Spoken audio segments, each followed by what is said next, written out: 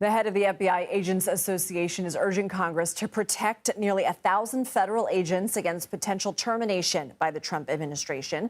The president of the FBI AA warned Congress, quote, displacing these rank-and-file public servants would create a gap in the FBI workforce that could be devastating to the FBI's mission, end quote.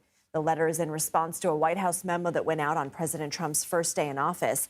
It mandated federal agencies to identify and assess the retention of all employees on probationary periods as part of efforts to overhaul government.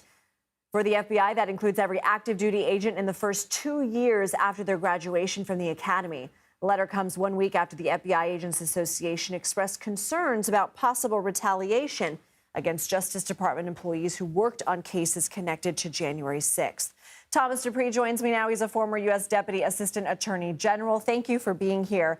You know, while the White House memo does not automatically mean those FBI agents will be fired, there is a concern among some officials connected to FBI and DOJ about mass firings. Can you help us understand what is within the president's power when it comes to firing and hiring employees, particularly within the Justice Department?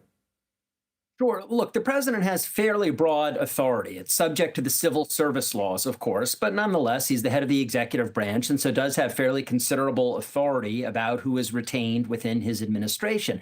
But at the same time, I think the danger here is fairly obvious, at least from my perspective, is that if you wind up firing thousands of FBI agents, who is going to be performing the agency's mission? Who is going to be enforcing the laws of the United States? Who is going to be carrying out counter-terrorist operations? Who's going to be busting up drug cartels? The FBI does a lot of day-to-day bread and butter work that many Americans have no idea they're out doing. They're working in the shadows. They're investigating crimes. They're bringing people to justice. And if you go in and you fire thousands of these on-the-street agents, you're at least creating the potential that a lot of this crime will go unpunished and possibly lead to even more crime.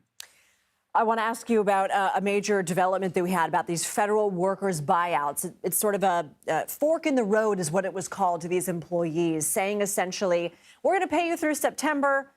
You don't have to come back to work. This is for people who are remote, who don't want to come back into the office. And we've just learned that a federal judge has allowed this deferred resignation program to proceed, saying the unions lack standing to challenge the directive. So the judge said, and I'm going to read some quotes here, that the unions do not have the required direct stake in the fork directive, but are challenging a policy that affects others, specifically executive branch employees. And he added that the court lacks subject matter jurisdiction to consider the plaintiff's pleaded claims, saying disputes must first be administratively exhausted before the employing agency and the relevant administrative review board. So translate that for us if you can. And how do you see this impacting federal agencies? Sure. Look, I'll do my best. The legal issues here are twofold. Number one is the judge is saying that the people affected have to what's called exhaust their administrative remedies, which means that they have to try to seek relief or they have to resolve any complaints they have with the agency itself before they can take a claim into federal court. The point about standing is basically the question that courts always ask, which is to say, does the plaintiff in this case actually have a meaningful stake in the dispute? Does he have a dog in the fight? And in this case, the judge basically said, no, the unions don't have standing. They're not directly affected by this, but presumably individual employees would. Okay. But putting the legal issues aside, I think the significance here is that, at least for now, it does clear the way for people to accept what Elon Musk described as a fork in the road. And if they want to take the money, work for several more months, and then take that early retirement payment, that door, at least for now, is open to them. Do you see, though, employees potentially bringing up the suit if the unions can't?